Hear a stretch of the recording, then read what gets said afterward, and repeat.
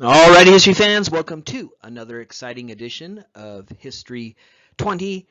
And because in the history of the 20th century, it's just one damn thing after another, here today we turn our attention to the story of another global conflict in the 20th century, World War II. In this lecture, as we did with World War I, we'll talk about the origins of World War II, why in 1937 the world once again goes to war. We'll talk a little bit about the course of the war and how various nations become involved in this conflict. And then in our next lecture, we will examine the end of the war and a very different global order that will develop after World War II. So this is the first of two lectures on the World War II era. And again, in this lecture, we'll talk about the origins of the conflict, a little bit about how the war plays out. More of that in our next lecture. In this lecture, we'll talk about how various nations get involved in the conflict. And then again, in our second lecture, we'll cover the course of the war, the aftermath of the war, and really set the stage for the second half of the class, where we'll examine a post-World War II global order. So this is the first of two lectures on the World War II era. Once again, we will examine a world at war, as here in the history of the 20th century, it is indeed one misery after another. And in our next lecture, we'll talk about the end of the war and the aftermath, this being the first of our two lectures on the World War II era. So buckle up, here we go. All right, as we begin our study of the origins of World War II, we turn our attention to Asia, because World War II begins in Asia when Japan invades China in 1937. To understand that story, we tack back to insights that we developed earlier in the class, in particular in regards to the first major war of the 20th century, World War I, when Japan was a rising power. Japan in the late 19th, early 20th century was undergoing rapid industrialization. Industrialization took place not just in the United States and Western Europe, but in Japan as well. Japan was one of those nodes, centers of industrialization in the global economy in the late 19th century. That continues through the 20th century. Japan builds up a military. It also is part of that global trend that we saw as causal in the story of World War I, militarism. So Japan in the early 20th century is building up a large industrial economy. It is building up a large military, and then it becomes involved in World War I, fighting on the side of the Entente powers, defeating German colonies in Asia. At the end of that conflict, Japan wanted to be recognized now as an equal, on par with the industrial powers of Europe and the United States. And it sent a delegation, as we learned, to the Paris Peace Conference, where it hoped to play a key role, an equal role, in shaping the now post-World War I order. However, as we also learned in that lecture on World War I, Japan was insulted, it was rebuffed.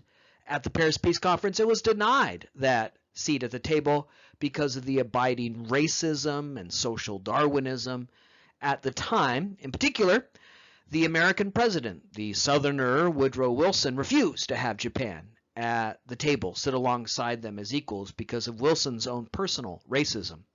So Japan for decades had been building up an industrial economy. Japan for decades had been extending its influence around Asia, seeking markets, seeking access to raw materials, all of those forces that compelled European and American empires.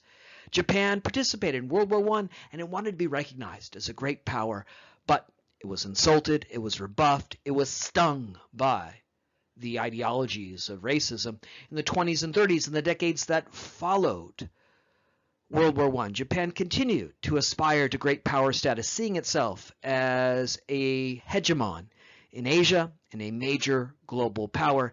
In particular, in the 20s and 30s, there was a great shift in politics in Japan, a rightward shift where the military became much more powerful within government.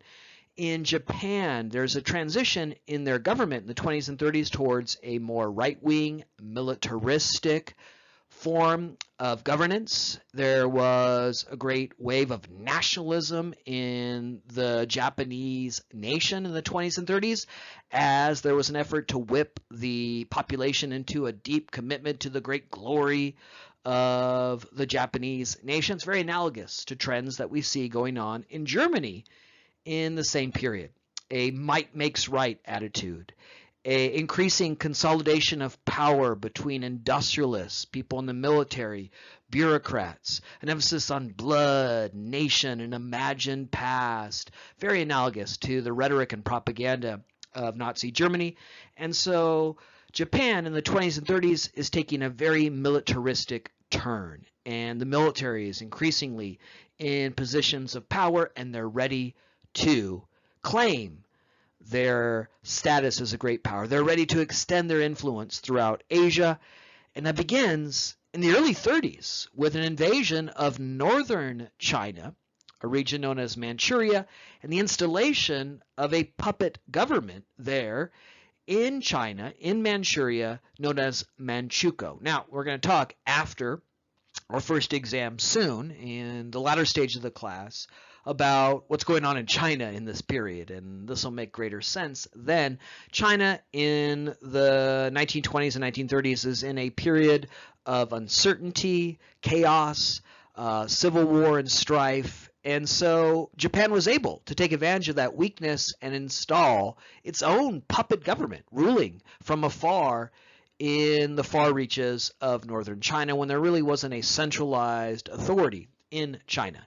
That was the beginning of Japan's efforts to influence and ultimately occupy its old rival, China. This was very important to that nationalism that was so active and alive in Japan in the 1930s.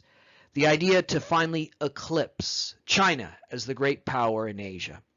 For so long, for centuries, China had been recognized as the great power in East Asia. So much of Japanese culture, Japanese society was influenced by Chinese culture, Chinese society.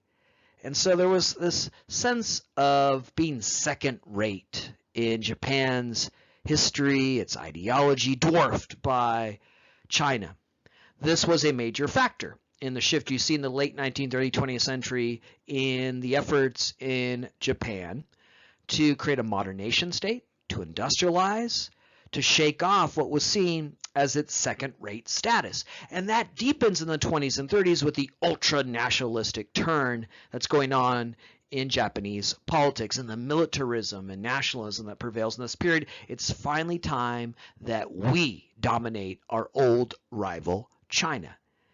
And so this had not just geopolitical importance, not just importance in terms of military power and economic power, a lot of symbolic power in Japan invading, occupying, and controlling its old rival. It was seen as this major shift in the history of Asia, and so in 1937, Japan launches a full-scale invasion of China. And this is why we can set 1937 as the beginning date of World War II. World War II in the Pacific has begun.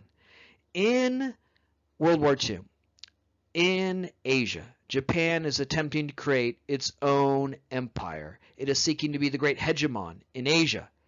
Now, when Japan invades not just China, but parts of mainland Southeast Asia, island Southeast Asia, creating briefly a large empire, it claimed that it was doing this not out of imperialistic ambition, not out of being a greedy, rapacious industrial power seeking to control and dominate that part of the world. It used a rhetoric of Asia for the Asians. It used a rhetoric of liberating these nations from Western influence, from British and American and French imperialism. So Japan rationalized this by arguing, well, we're liberators. We're invading these countries in East Asia, Southeast Asia, as liberators. We're going to purge you of British, American, and French influence. We're going to create an Asia for the Asians. These Westerners have come and they've exploited, they've colonized. We're going to liberate you from that noxious, corrosive Western influence. But that was only rhetoric, because Japan invaded these countries not to liberate them, but to conquer them anew, to be the great new power in Asia as it sought to control that region. So what began as an early foray in 1931 to establish this puppet government in Manchuria would become a large-scale invasion of China and an all-out effort by Japan in the late 30s, early 40s to be the great hegemon in Asia. Ultimately, the Japanese Empire would occupy again parts of East Asia, a good broad swath of China, parts of Southeast Asia, parts of island Southeast Asia, as Japan continued the efforts that began in the late 19th, early 20th century to become a great, mighty industrial power. And of course, there was such symbolic importance in invading China, in occupying China, in cementing its status now as above what had long been the great power in the region, China. Now, again, we'll talk later in the class when we turn our attention to China in the 20th century about what was going on in China in the decades before this. Again, that time of chaos, uncertainty, civil war, and strife. Japan took advantage of that as part of its efforts to occupy and control China. China was, in so many ways, prime for such an invasion, but it's also important to note the designs and intention of Japan here as it sought to control not just China, but all of Asia. So we have the story of Japan in the interwar period, which, as I said earlier, draws a lot of parallels to what was going on in Germany. There was that sense of being insulted, being slighted. For Germany, they experienced an insult, a slight, the Paris Peace Conference. And Hitler comes to power and says, I will restore our might, I will restore our prestige, I will avenge that injustice. Japan was slighted, insulted at the Paris Peace Conference in different ways for different reasons, but now was seeking to claim what it saw as its rightful place as a great power. And so it builds up its military, it builds up its industrial base, it seeks to claim land that they believe is theirs for the taking as a superior nation, as Japan was strong, China was weakened, and Japan was so prime to claim that. There was, in the interwar period, as I mentioned earlier, as part of that wave of ultra-nationalism, militarism in Japan, a reinvention of the Japanese past, a conception of Japan as its own superior race, its own nation of inherent superiority to other nations, its rivals in the region. So there are a lot of connections between the rise of this right-wing militaristic government in Japan and the rise of fascism as we detailed it earlier in Germany. These two nations, Japan and Germany, bellicose, aggressive nations, will be responsible for invasions that begin World War II. And there are a lot of parallels between the two, and we've only really scratched the surface here. I mean, when Japan was industrializing, they brought in a lot of German officials, a lot of German teachers, instructors. The Japanese military was designed on the German military. There were very direct ties between these two nations for decades. The reason why in Japan you get all those fizzy yellow beers, right, Sapporo and others, is because when the Germans came, they brought their brewing style, those light fizzy lagers. So there were a lot of connections between Germany and Japan in the decades that preceded this, but there's also, of course, very keen and sharp comparisons and connections as we can think about what's going on in these two nations in the interwar period leading to the next war, World War II. Asia for the Asians was merely rhetorical. Japan sought to be a great global hegemon.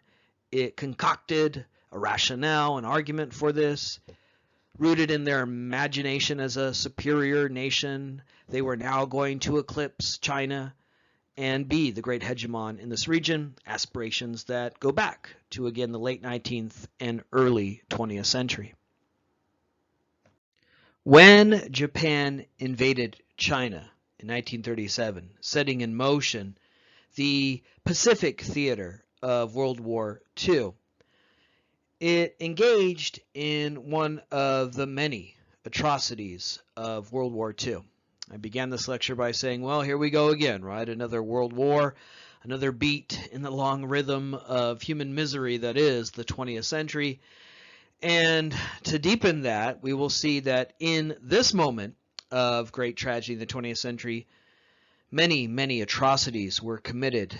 Here in World War II, every nation involved in World War II committed some form of atrocity. It sadly is one of the constants, one of the themes, really, of World War II. And in the case of Japan, one of the great wartime atrocities of World War II, really one of the largest wartime atrocities in human history, occurred in the winter of 1937 when Japan invaded China and took hold of the capital, the old capital, traditional capital of China, Nanking. Now, I mentioned earlier in the first slide that there's this long-standing rivalry, animosity between China and Japan. China had long been the great power in this region. There was a sense in Japan that they inherited so much from China, that Chinese culture had such an influence on Japan, that as a result, Japan's own culture and society was inferior or stunted or underdeveloped relative to China. And then Japan comes as the surging industrial power, and it's ready to eclipse China. So there was this deep, intense, long-standing rivalry, animosity between the two. And so when Japan invades and captures the old capital of China, Nanking, it was a moment for the Japanese to really assert their dominance and control, and they did so in a very brutal, inhumane fashion in an event that's known as the Rape of Nanking, where for 6 weeks the city of Nanking was terrorized by the Japanese army. Chinese army sought to defend Nanking, but they quickly realized that they were overwhelmed by the larger Japanese forces, and so they made a decision to retreat and basically open the city of Nanking to Japanese invasion.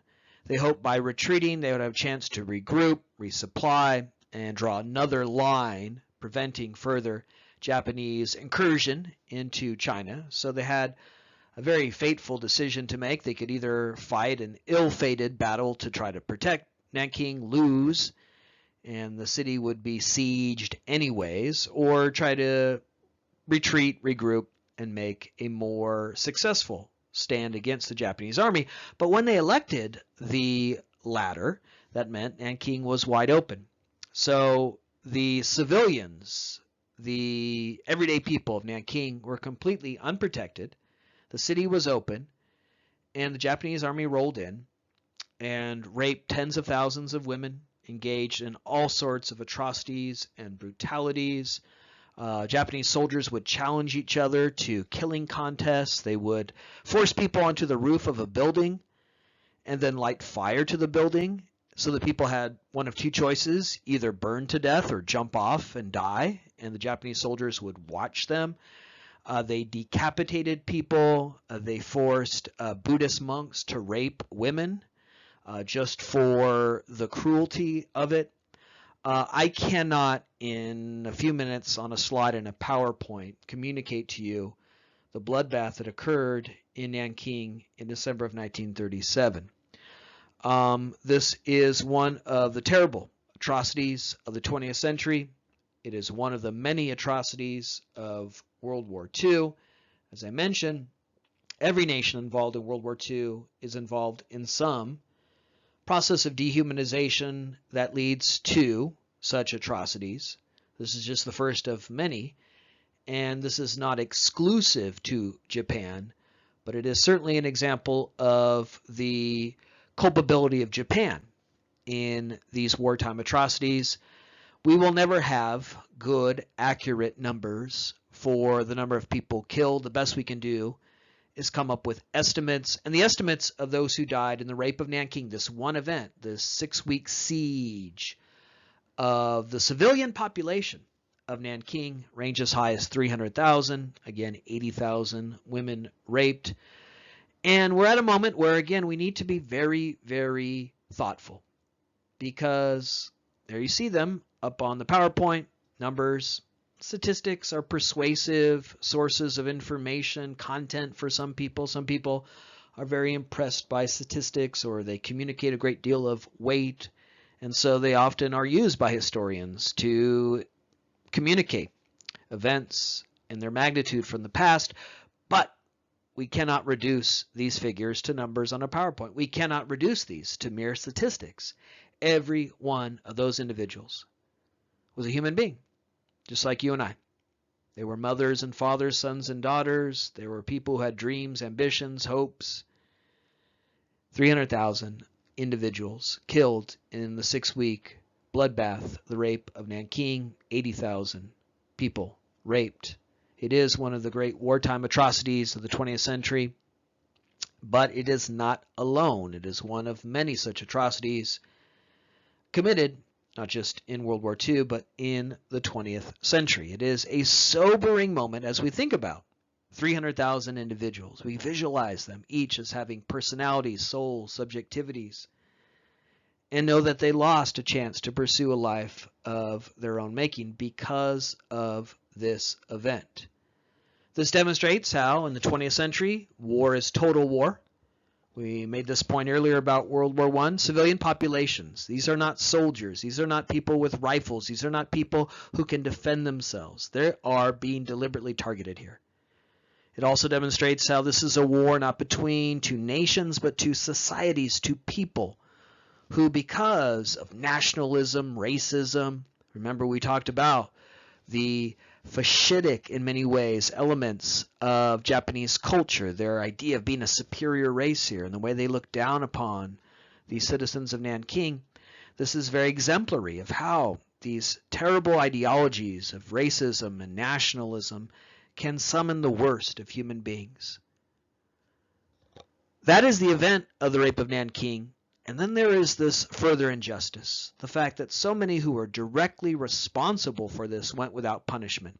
As we'll talk about soon in our look at the end of World War II. At the end of World War II, the United States will occupy Japan and preside over the rebuilding of Japan deliberately to set Japan as an ally of the United States as World War II ends, and then the next major event of the 20th century begins, the Cold War.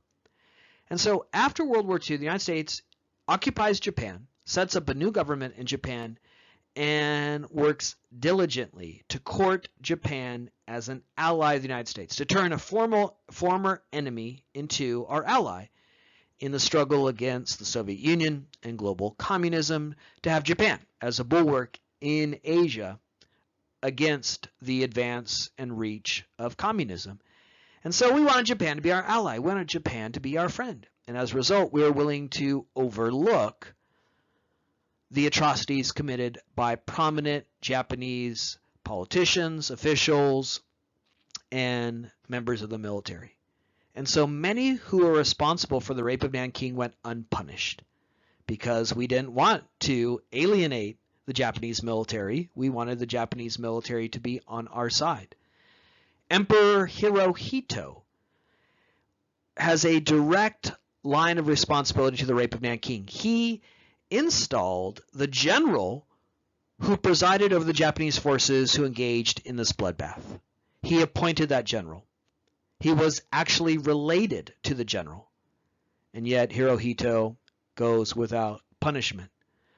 So many scholars describe this as the second rape of Nanking. There was the event itself. And then there was the second rape, the second atrocity committed. How the people responsible for this went without punishment. How there was never any justice for the victims of this terrible atrocity. And yet, there are people alive today who are seeking reparations for this atrocity and many others committed by the Japanese army, and recognition of the role Japan, the Japanese government, played in these atrocities. Japan would, as I mentioned earlier, establish control over broad swaths of East Asia, Southeast Asia, and island Southeast Asia. Japan often occupied those areas and then forced local women into prostitution in a program that referred to these women in this vulgar term of comfort women, that they were there to comfort the Japanese soldiers. Many of those women who were forced into prostitution by the Japanese are still alive today, though of course they're rapidly aging.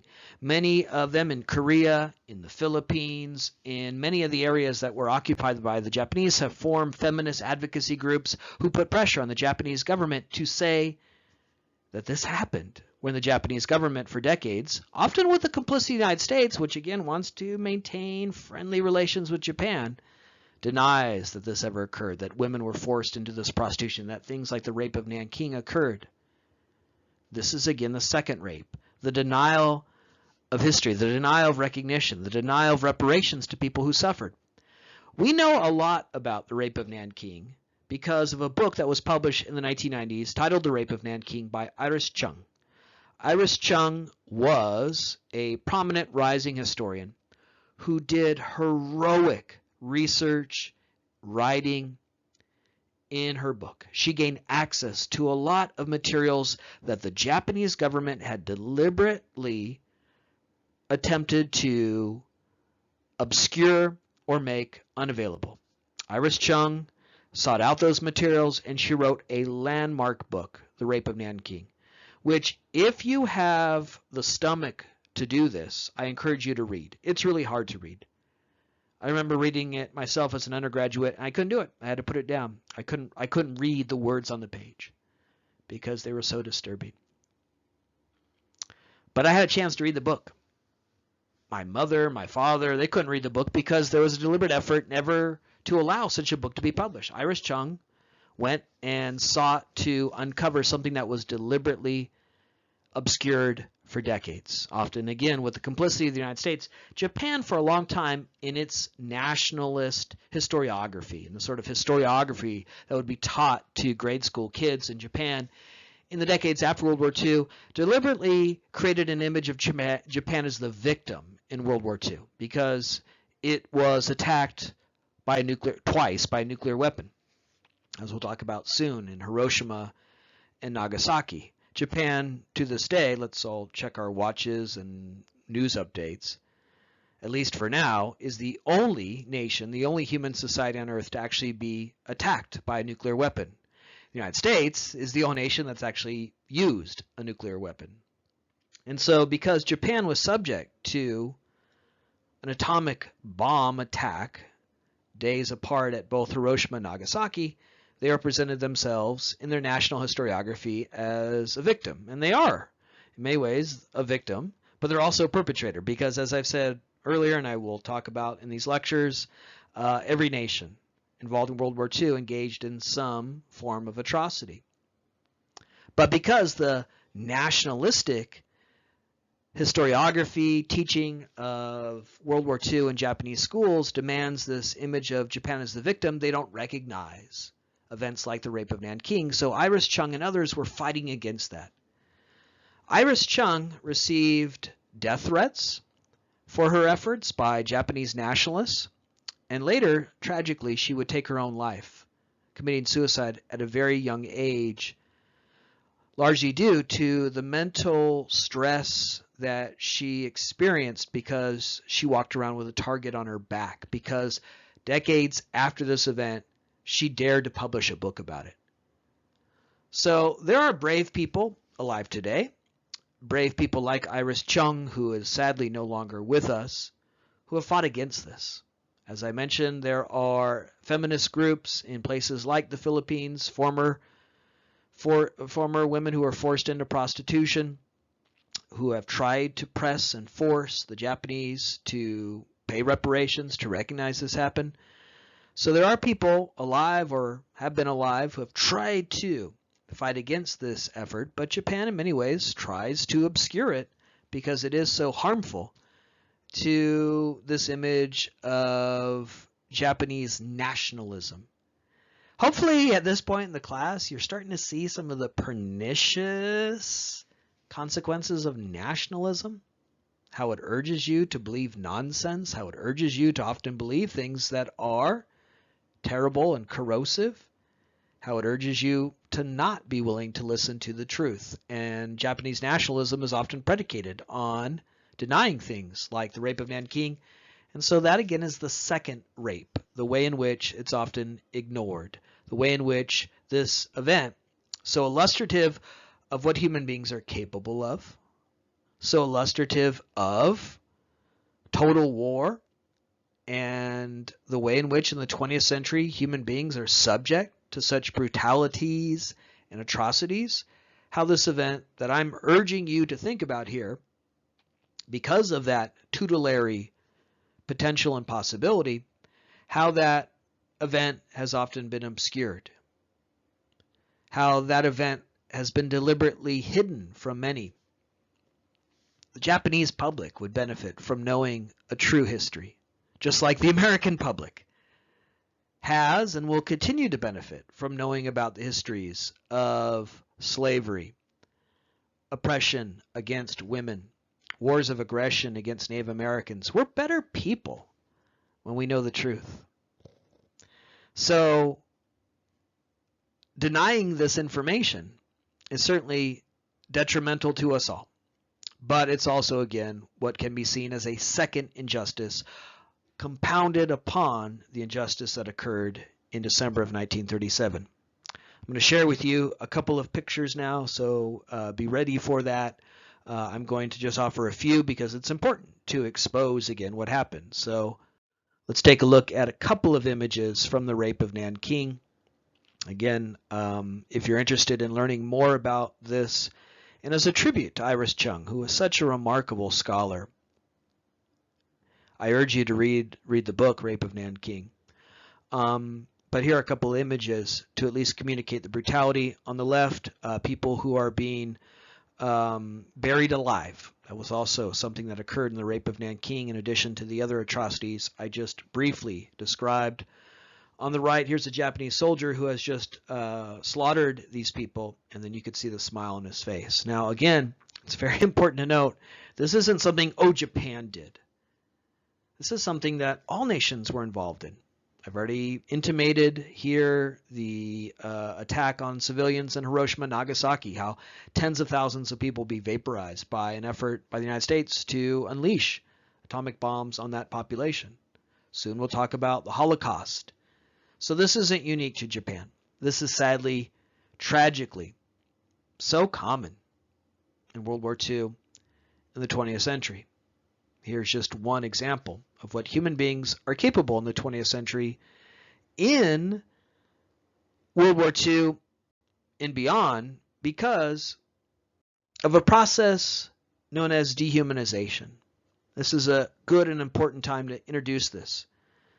We could have introduced this earlier in the class when we talked about imperialism and colonialism, which was also predicated on a process of dehumanization. We could have talked about it in regards to the rise of fascism and the dehumanization of religious minorities, ethnic minorities, sexual minorities in Nazi Germany who were targeted in the ways we've already seen and will soon see in events like the Holocaust.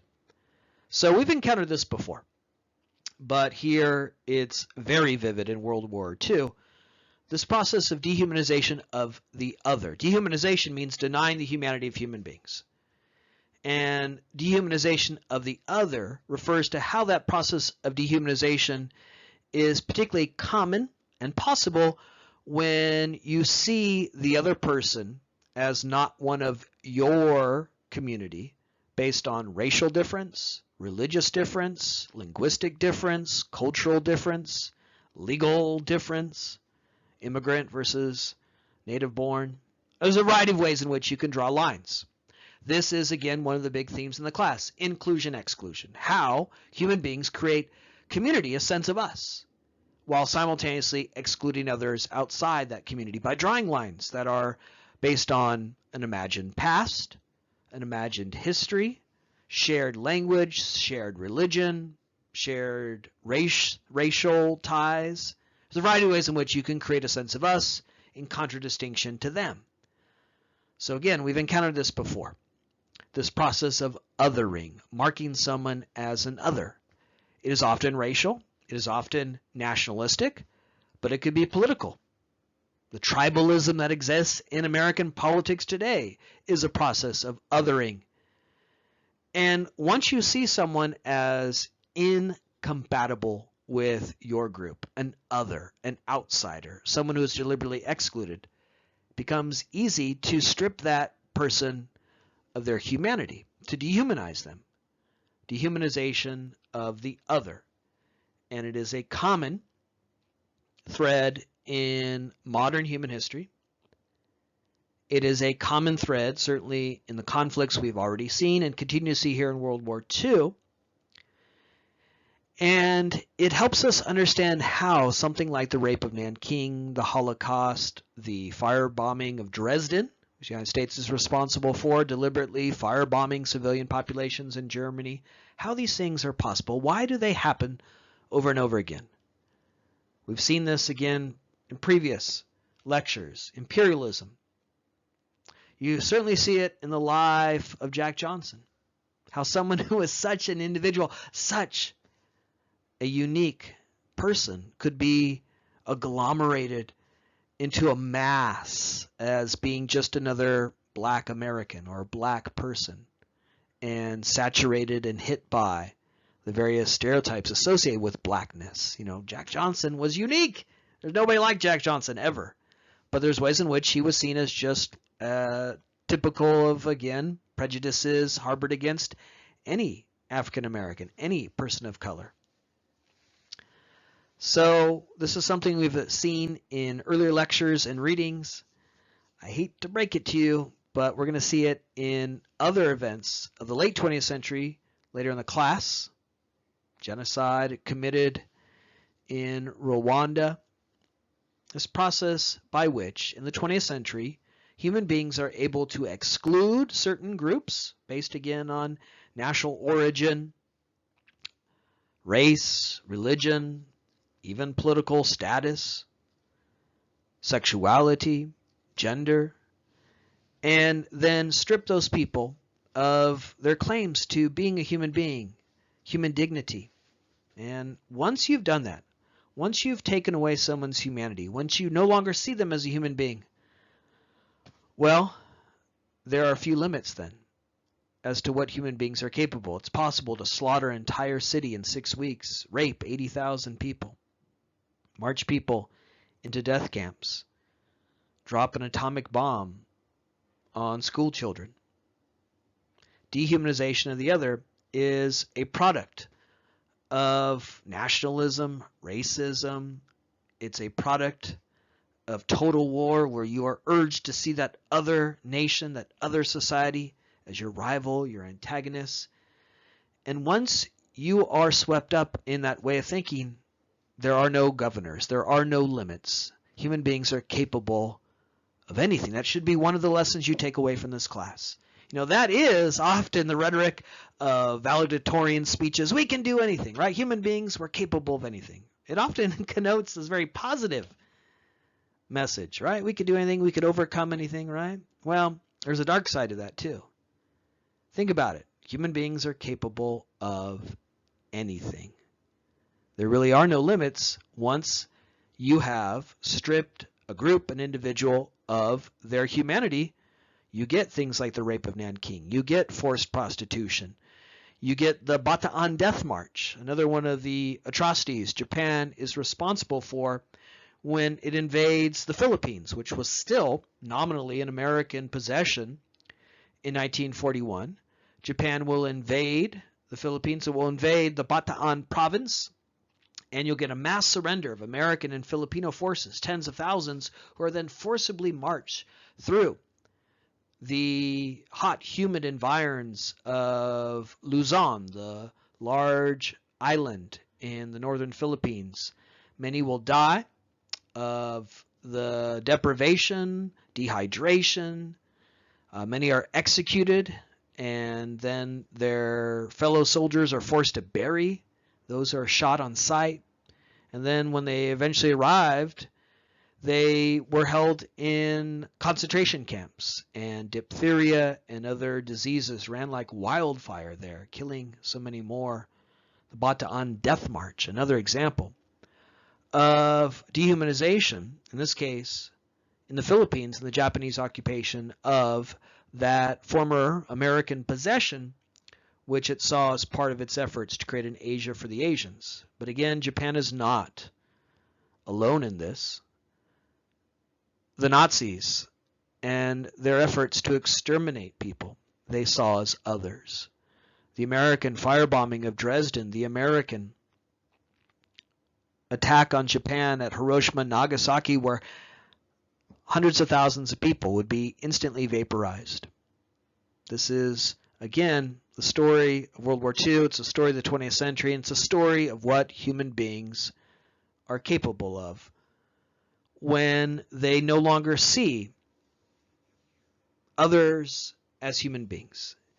If you see someone as a human being, someone with a soul, a subjectivity, someone with dreams, aspirations, someone like you who wants to get married, have a family, have a career, wants to live a life of their own designs and making, well, it's really hard to commit acts of atrocity against someone.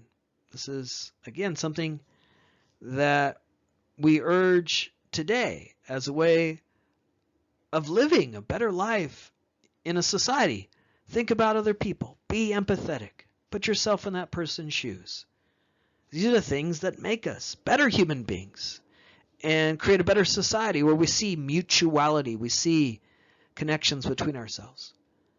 The opposite, though, is when you can't see a connection with someone else, when you do not see them as worthy of your respect. You can't put yourself in their shoes because you see them as inherently inferior. And then, if that way of thinking has cemented, again, there are no limits.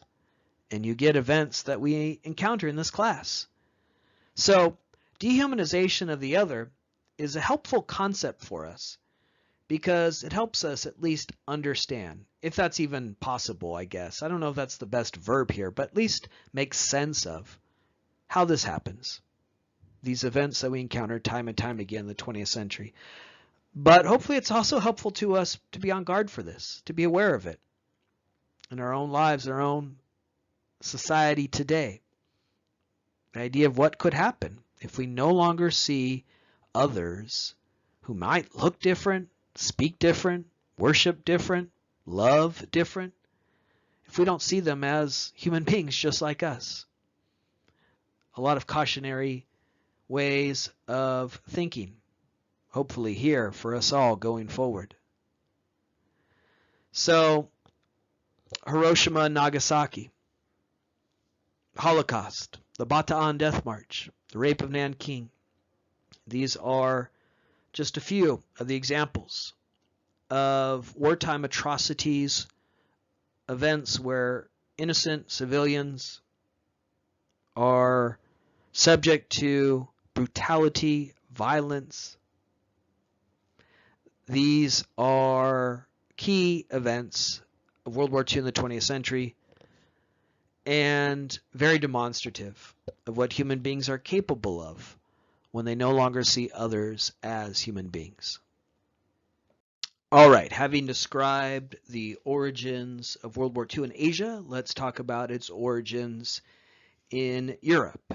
And that brings us back to our recent lecture on the rise of fascism in Germany, how Hitler had come to power in the early 30s, in part promising to avenge the injustice of the Versailles Treaty, build up the German war machine, the German military, and claim territory that he argued was unjustly taken away in the Versailles Treaty that ended World War I. So in the early 30s, Hitler comes to power in the ways that we described. He openly violates the Versailles Treaty, begins to build up a large German army and navy. For the German people who supported him, this was proof that his vision was correct, of his efficacy. He could put people to work, he could build up this war machine, and soon he would unleash that war machine with invasions of territory surrounding the German nation, some of which were previously part of the German nation. Hitler argued those are German people, they speak German, they should be part of this nation, And so he begins to invade neighboring regions, some of which were part of the German Empire prior to World War I, with this argument that he was simply reclaiming lands that were unjustly taken from Germany, and that the people in these lands really wanted to be part of the German nation. The response to this aggression, the response to these invasions, the response to Hitler rearming was largely isolationism from Germany, from France, Great Britain, and the United States. In the 20s and 30s, in the aftermath of World War I, during cataclysmic events like the Great Depression, those nations sought to avoid future conflict.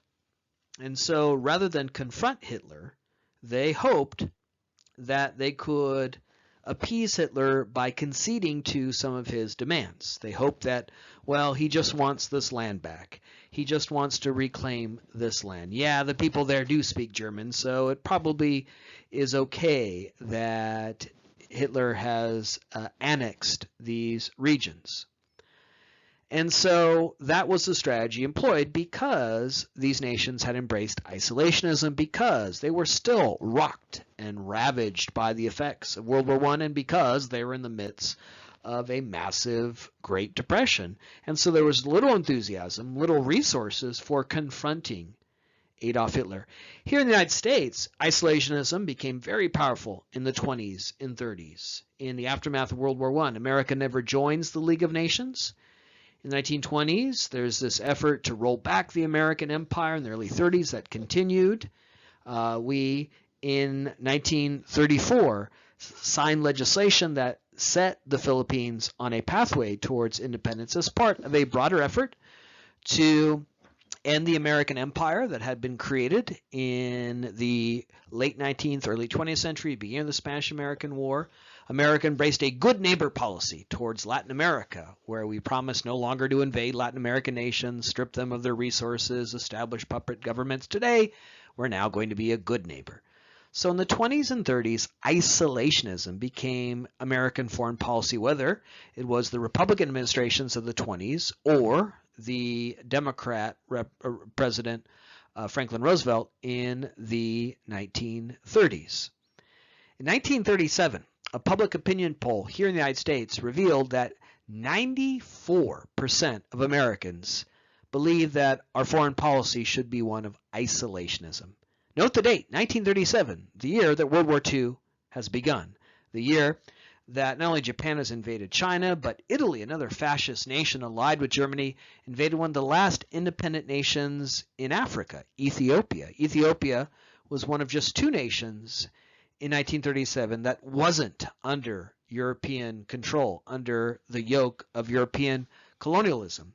That ended, though, when Italy invaded Ethiopia. So in 1937, Italy's invading Ethiopia, Japan's invading China. World War II has already begun. And 94% of Americans said, not our problem. 94% of Americans embraced isolationism. When the world was going to war, Americans said, we got two big bitchin' oceans to protect us. The problems of the world aren't our problems. Isolationism. There were people like Henry Ford, the prominent American industrialist who was doing business with the Nazis. There were people like Charles Lindbergh running around with his group America First, embracing and espousing isolationism, saying Hitler's not our problem. So when Hitler comes to power, when he builds up his military, when he begins to invade his neighbors, the industrialized nations of the world hope he'll go away, hope he'll be satisfied with a few gains. And the United States, in particular, says not our problem. Isolationism. In 1937, 94% of Americans committed to that idea. You can't get 94% of Americans to agree on anything. We are a quarrelsome, captious lot. We love to argue, right? That's America's real religion, right? Argument. And yet, in 1937, 94% of Americans said, not our problem. Isolationism. And so that gives you a sense of the early response to Hitler. But Hitler could not be appeased. He was not content with simply reclaiming lands that had been taken from Germany at the end of World War I. He wanted to control all of Europe. And so he launched a campaign known as Blitzkrieg, which translates from the German as Lightning War, where he launched an all-out assault on the nations of Western Europe, seeking eventually and successfully to control France and then use that as a base to launch an attack against Great Britain. Blitzkrieg was an effort to quickly thrust all of your troops, armaments forward, to put battalions on trains, rush them to the front. The original shock and awe. The idea here was hit them hard, hit them fast, and they will capitulate. They will surrender. Lightning War, Blitzkrieg. If you are a football fan, you can think about the Blitz as analogous here, right? Everyone run at the quarterback, take out the head of the offense, and you have prevailed. Well, that was the idea here with Hitler's strategy of Blitzkrieg. Remember, Hitler was a soldier in World War I. He remembers the terrible effects of that quagmire where armies would get bogged down for weeks and months, the trench warfare where you dug in and there's little movement, little gains, the stalemate that World War I turned out to be. Hitler experienced that directly. Part of his argument, again, to the German people was, we were betrayed by our leaders who prosecuted the war in this very foolish way. I hope to avoid that. I hope to avoid another long, protracted struggle that ends with no victory. Instead, Hitler again wanted to make good on his promises to restore the glory and might of the German people, and so he employed the strategy of a quick strike, Blitzkrieg, a quick attack on one's opponent, shock and awe, overwhelm them, force them into quick surrender, and avoid being bogged down. A rapid strike, hit them with all you have. Hitler built up a large war machine, tanks and planes, and he was ready to unleash them and avoid the folly of World War I, where nations like Germany got bogged down in this fashion. Having a long war, having many enemies, could lead to what we saw in World War I, where Germany was surrounded by its enemies. And you had those long, protracted battles that took the lives of tens of thousands, the ruinous war that Hitler again directly experienced. The effort here of Blitzkrieg was to avoid that. Hitler launches his strikes on Western Europe, Belgium, eventually invading and occupying France, and then east of Germany, he seeks to invade and occupy Poland. Poland was one of those nations created at the Paris Peace Conference out of land claimed from Germany and Russia, as Russia exited early in the Brest-Litovsk Treaty. Poland was one of those nations created in the spirit of self-determination that prevailed at the Paris Peace Conference. But its history as an independent nation would be a brief one, because in 1939, less than 2 decades after the end of World War I, it would be invaded on both of its borders. Its western border by Germany, and its eastern border by the Soviet Union, which was also seeking to reclaim land that it lost in that early exit when Russia was engulfed in the Russian Revolution. Before this invasion of Poland, these two nations, Germany and the Soviet Union, signed a non-aggression pact. We won't attack you, you won't attack us, as part of their organized effort to divide Poland in two. Poland was attacked on its western border by Nazi Germany, and its eastern border by the Soviet army. Poor Poland really didn't have a chance here, attacked by these two large armies simultaneously on its respective borders. Germany wasn't yet confident that it could defeat the Soviet Union, and so it wanted to avoid antagonizing the Soviet Union by invading Poland on its own, and so it entered into this agreement with Russia, where they would invade Poland, carve it in two, and avoid direct confrontation, a non-aggression pact. To the west, on the Western Front, great success for Blitzkrieg, and Nazi boots are marching through the streets of Paris by 1940, so that all of Europe was under now German fascist control, either directly by Germany invading these nations or with allies like the fascist governments in Spain and Italy that were allied with Germany. When Nazi boots are marching through Paris, when France falls, all of continental Europe is either directly under Nazi control or controlled by fascist nations allied with Germany. Hitler himself was surprised by how successful Blitzkrieg proved to be. Even in his own arrogant ambitions, he did not entertain the possibility that he could defeat Germany's great rival France so quickly, but France, weakened by World War I and a global depression and a reticence to rearm, committed to policies of isolationism and appeasement, quickly fell to Nazi control. Blitzkrieg's a great strategy when you're fighting a ground war, putting troops, battalions, cannons, tanks on railroads and rushing them to the front. But it's not so good when you are against an island nation. And that now became the task of Germany, invading the last Western European nation that wasn't yet under Nazi control, Great Britain. Great Britain here had a great benefit from geography. Great Britain is an island nation, and you cannot rush railroads across the English Channel.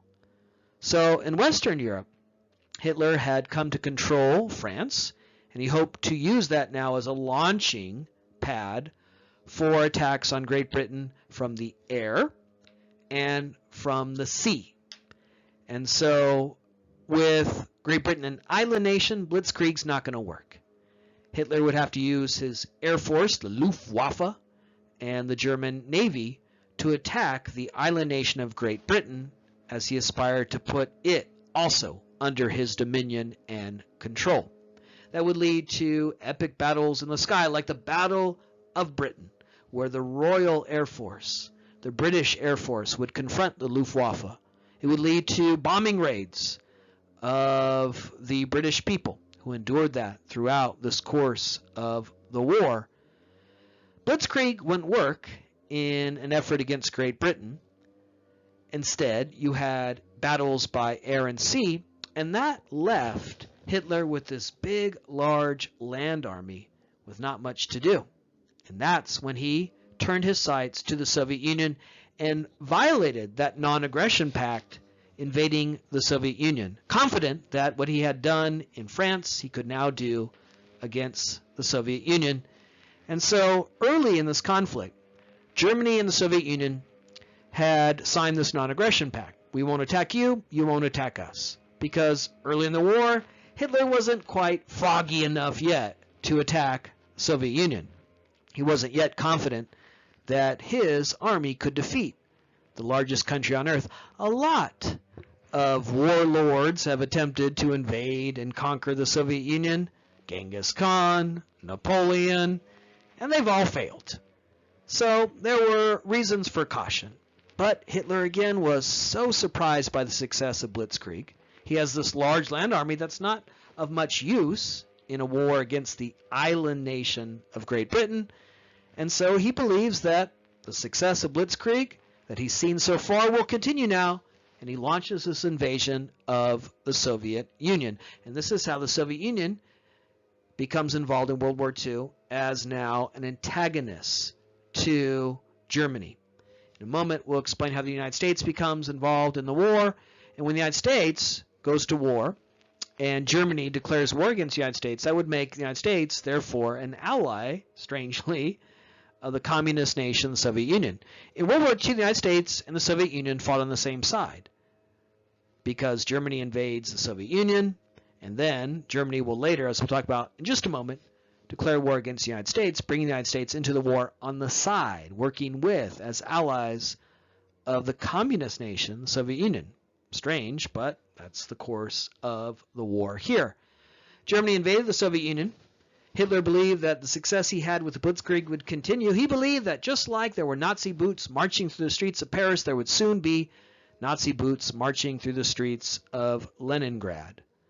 Well, it doesn't play out that way. Some of the most fascinating elements of World War II occur with this German invasion of the Soviet Union, where The Soviet people absorb this attack and then draw a line and stop the Germans' advance and then push them into retreat.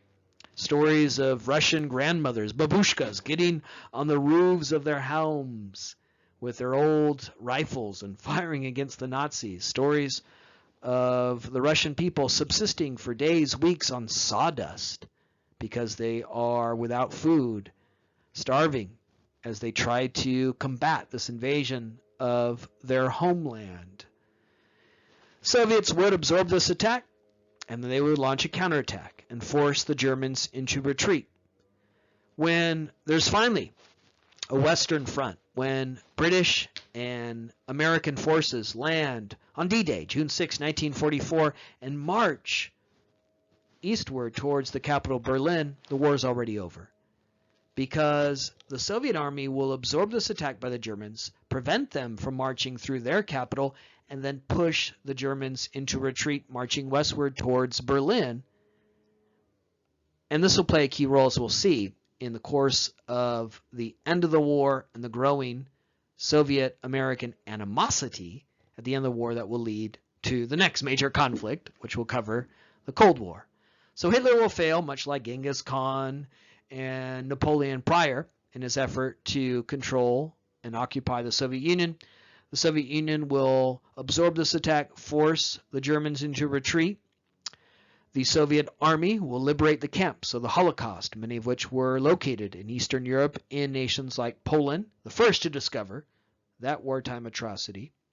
And then they will march westward towards Berlin, forcing Hitler into surrender and suicide and the defeat of the German army. So it's a remarkable element of this history, and we'll talk more about it again as we turn our attention to the end of the war in Europe and the growing rivalry between the Soviet Union and the United States at the end of this conflict. Let's now talk about how the United States enters the war, and that stems from a collision between the United States and Japan as it sought to be the great power in Asia. Japan, that island nation, has many resources. Chief amongst them, their people, who are highly educated, highly innovative. But one resource that Japan has none of, oil.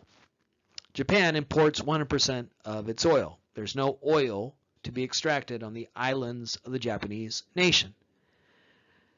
In response to Japan's bellicosity, its wars of aggression in this region, the United States cut off oil sales to Japan.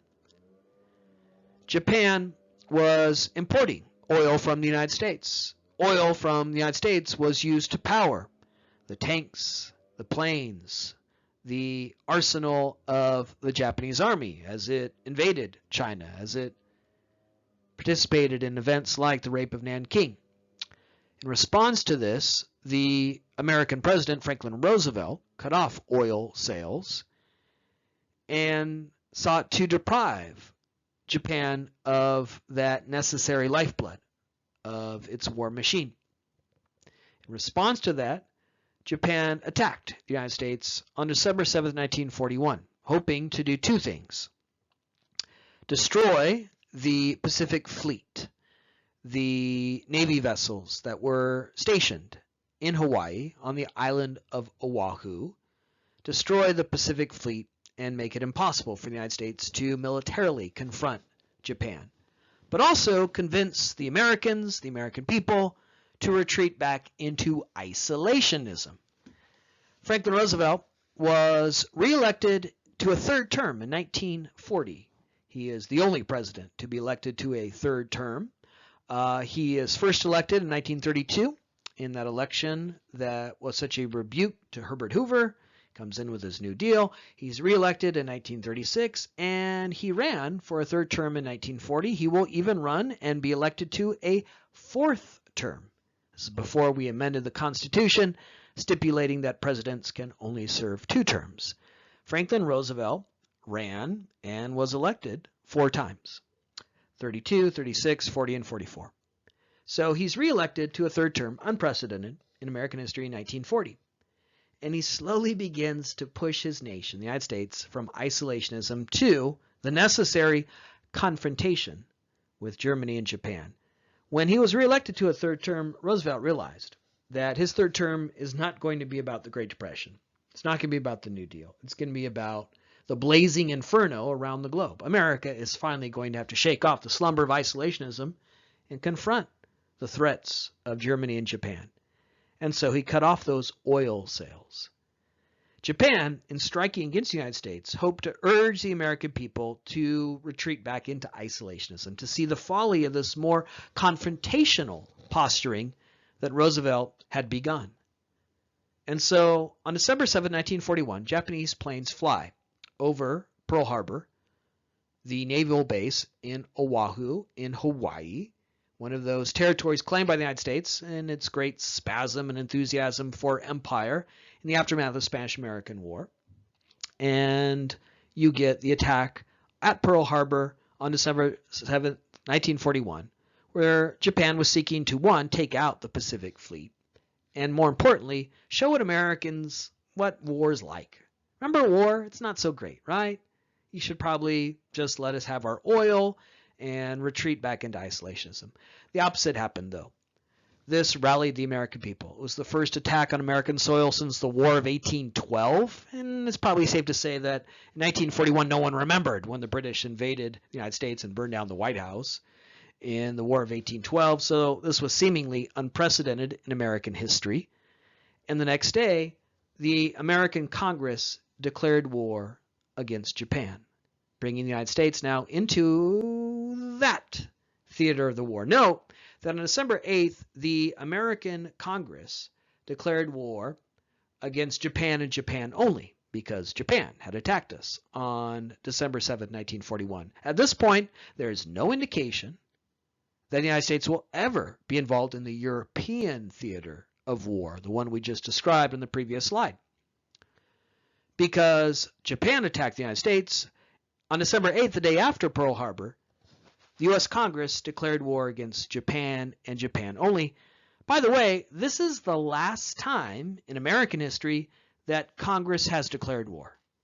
And that means that ever since World War II, there haven't been any other wars in American history, right? Well, of course not, right? There's the Korean War, the American War in Vietnam, the Gulf War, the wars that are going on right now. Believe it or not, you, right now, are living through the longest war in American history, the American War in Afghanistan, which has long eclipsed the American War in Vietnam as the longest war in our history. It's easy not to realize that because we're so insulated from it. But yes, you right now are living through the longest war in American history, and seemingly it's a war that's never going to end anytime soon. Of course, there have been many wars. That war in Afghanistan continues, but none of them were declared wars. They were not wars where Congress declared war. December 8th, or actually in a moment I'll explain, December 11th, is the last time when Congress actually declared war. Those other wars, the Korean War, the American War in Vietnam, the Gulf War in 1991, the invasions of Iraq and Afghanistan have all been undeclared wars, and that tells you a lot about the power of the presidency after World War II, the way in which the president now doesn't have to go to Congress, the way in which the president can just invade nations. So this is the last, at least for now, time in which Congress declares war, but on December 8th, it declared war on Japan.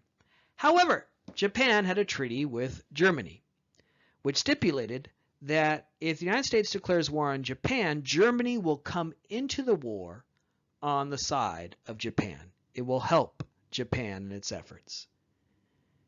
And for whatever reason that we will never understand, whatever reason in the addled, diseased mind of that failed art student with one testicle and a short mustache, Adolf Hitler, he decides to honor this agreement, and so Germany declared war on the United States.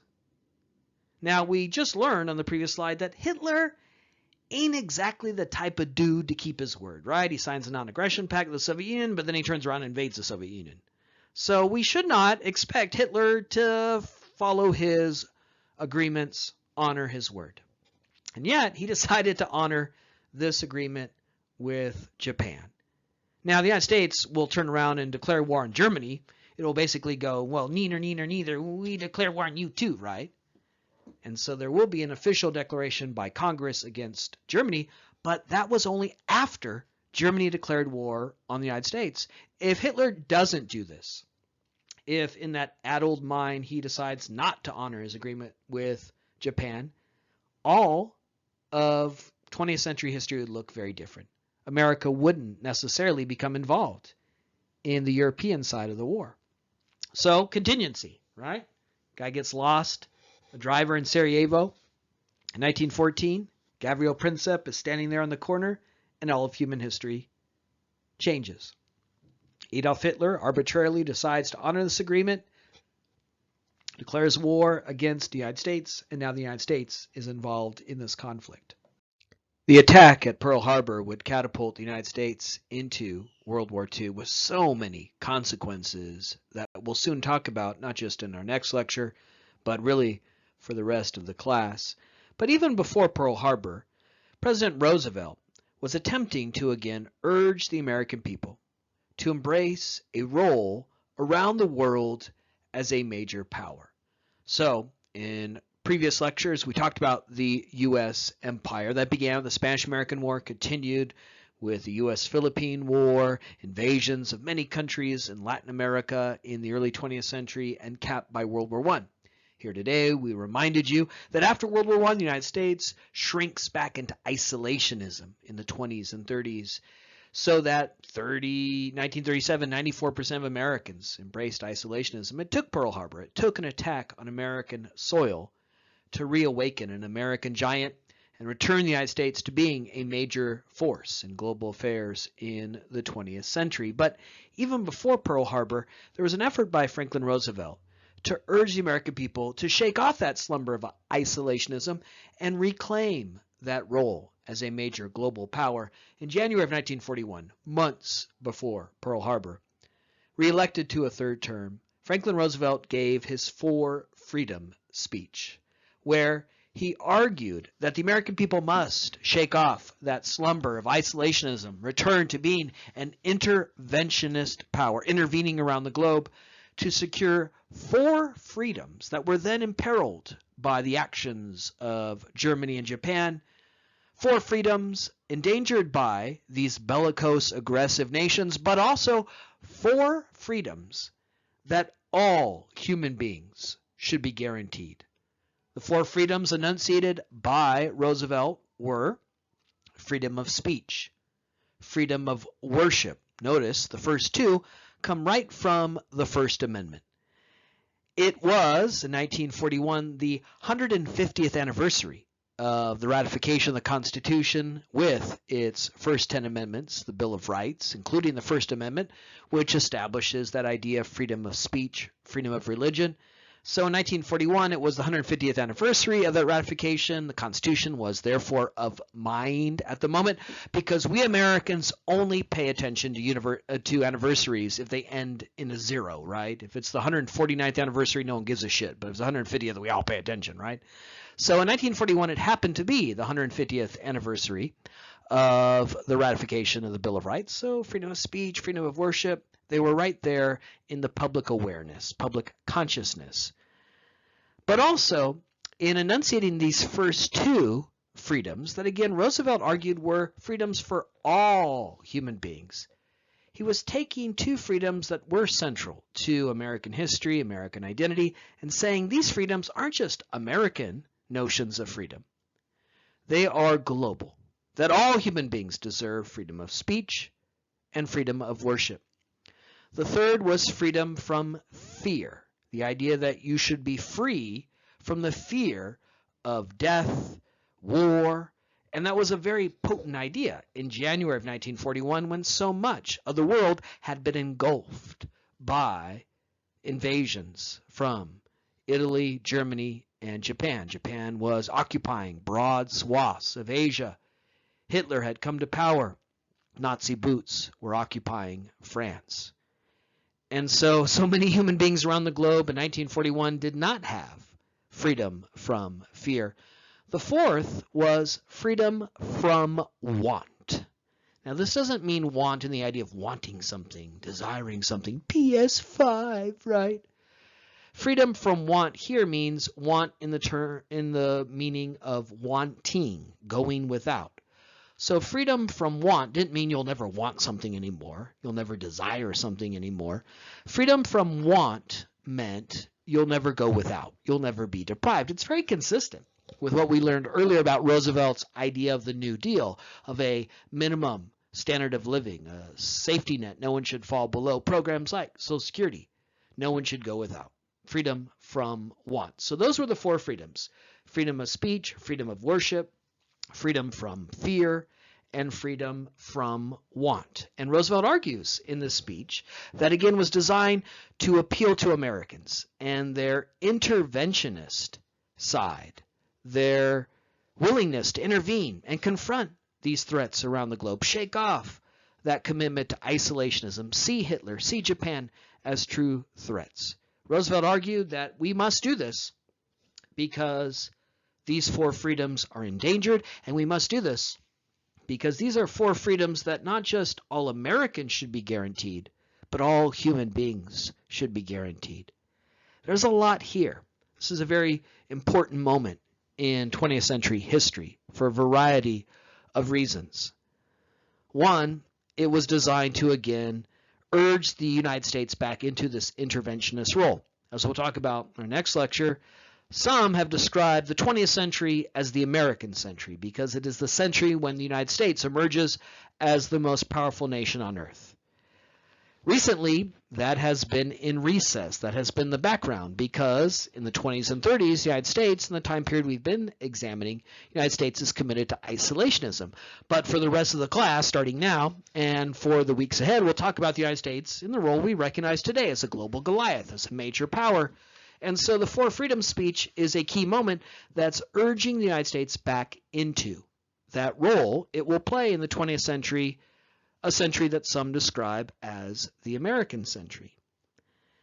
Related to that, another key element of the Four Freedoms is the way in which it argues that the American way is a global way.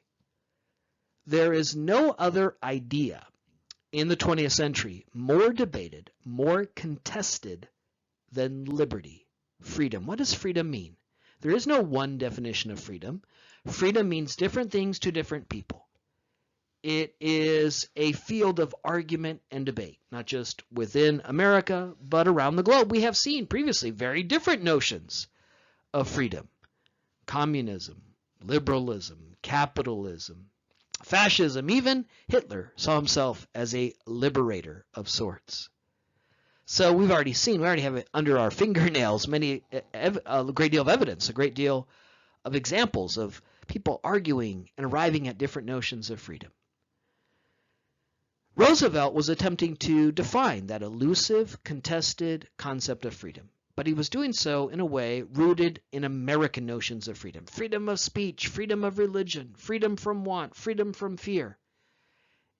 In doing so, he was saying that our notion of freedom, our notion of this contested, debatable concept, is not just an American notion, it's a global notion. And we will see in lectures to come how America will be deeply invested once again as it becomes an interventionist power in this idea that the American way is a global way, that the world should live as we do, that our notion of freedom should spread around the globe. So that too is a key aspect of the Four Freedoms speech. It's not only a chance to rouse the American people back into an interventionist role that the United States so prominently plays in the 20th century, it's also an example of another key theme of the 20th century, this idea that the United States establishes a universal, that the United States is committed to this idea that everyone should live as we do, that the world would be a better place if everyone drank Coca-Cola, wore Levi's, and watched Hollywood films, that our way is a global way, that the world wants to live as we do. And we will soon see